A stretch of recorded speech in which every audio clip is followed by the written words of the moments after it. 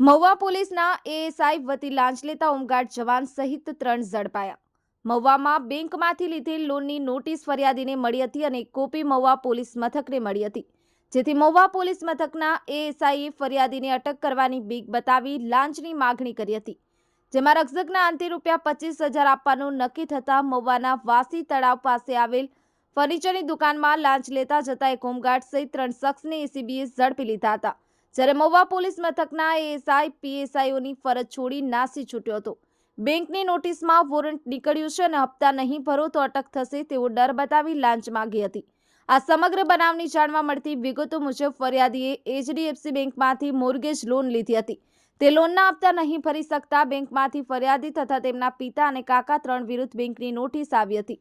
તે નોટિસની એક નકલ પોલીસ સ્ટેશનને પણ મોકલવામાં આવી હતી, જે અનુસંધાને મહુવા પોલીસ સ્ટેશનના એએસઆઈ અશોક રામાભાઈ ડેરી ફરિયાદીને રૂબરૂ બોલાવી ઉપરોક્ત નોટિસ બતાવી તેઓનું વોરંટ નીકાળે અને તાત્કાલિક હપ્તા નહીં ભરો તો 3 જણાને અટક કરવા પડશે તેવી બીક બતાવી પોતાના વચેટિયા આરીફ નિસારભાઈ જમાણી મારફતે વચલો રસ્તો કાઢી આપવા પેટે શરૂઆતમાં ₹50,000ની લાંચની માગણી કરી હતી, પરંતુ રકઝકના અંતે 25,000ની લાંચ આપવાનું નક્કી થયું હતું અને મહુવા વાસી તળાવ પોલીસ ચોકીની બાજુમાં આવેલ આશા ફર્નિચરની દુકાને પૈસા આપી દેવાનું જણાવ્યું હતું, પરંતુ ફરિયાદી લાંચના નાણાં આપવા માંગતા નહીં હોવાથી એસીબીમાં ફરિયાદ કરતા આજરોજ એસીબીએ છટકું ગોઠવ્યું હતું, જેમાં યોગેશ વલ્લભભાઈ ગાંધી ફર્નિચરની દુકાને લાંચના નાણાં આપવા જતા યોગેશે પોતાના ફોનમાંથી એએસઆઈ અશોક સાથે વાત કરી અને ફરિયાદીને પણ વાત કરાવી હતી અને યોગેશના કહેવાથી હોમગાર્ડ ભદ્રસિંહ ભૂપતસિંહ રાઠોડ લાંચ નાણાં સ્વીકારતા રંગે હાથે ઝડપાયો હતો।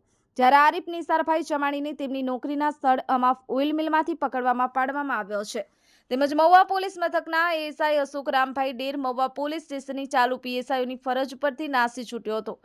આ ટ્રીપમાં ફિલ્ડ 3 અમદાવાદના ACB PI SN Barot, field 3 મદદનીશ નિયામક એવી પટેલ જોડાયા હતા। Rahul Chavda, the Mirror News, Mahuva. Hi, હું છું ક્રુઝિન સિંઘાનિયા। આપની આસપાસના સત્ય સમાચાર જાણવા માટે જોતા રહો ધી મિરર ન્યૂઝ અને હા, લાઈક અને સબસ્ક્રાઇબ કરવાનું ભૂલતા નહીં। Thank you.